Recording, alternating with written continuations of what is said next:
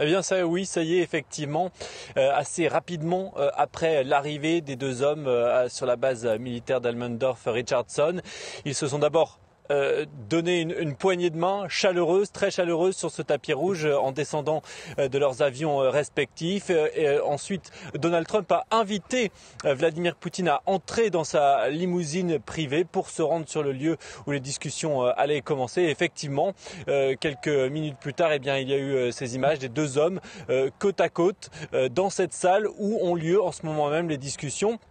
C'est intéressant de noter d'ailleurs que ce sommet a commencé par cette photo des deux hommes assis mais en silence, alors que Donald Trump, on le sait, a l'habitude d'utiliser ce moment pour des remarques préliminaires, et cette fois-ci, eh bien, pas un mot de la part ni de Vladimir Poutine ni de Donald Trump. Alors ils ne seront finalement pas en tête-à-tête, ces deux hommes, comme cela avait d'abord été annoncé. Finalement, le format a été modifié à la dernière minute. Il y aura de chaque côté deux personnes, deux conseillers qui vont accompagner les présidents. Du côté de Donald Trump, il s'agit de son secrétaire d'État, Marco Rubio, et puis de l'envoyé spécial de la Maison-Blanche, Steve Witkoff, qui est l'homme au cœur des négociations avec la Russie depuis que les pourparlers ont repris entre les deux pays.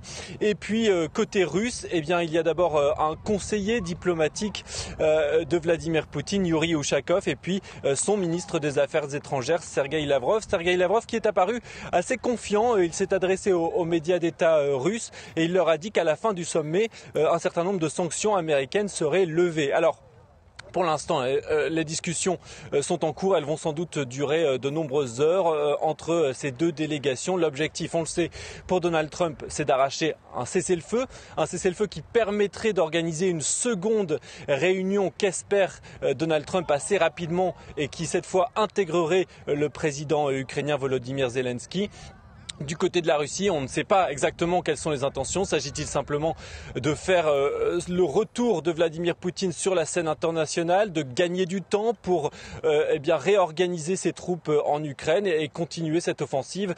C'est difficile à dire. En tout cas, on en saura beaucoup plus lors de la conférence de presse qui doit se tenir à l'issue de ces discussions. Merci beaucoup, Pierrick.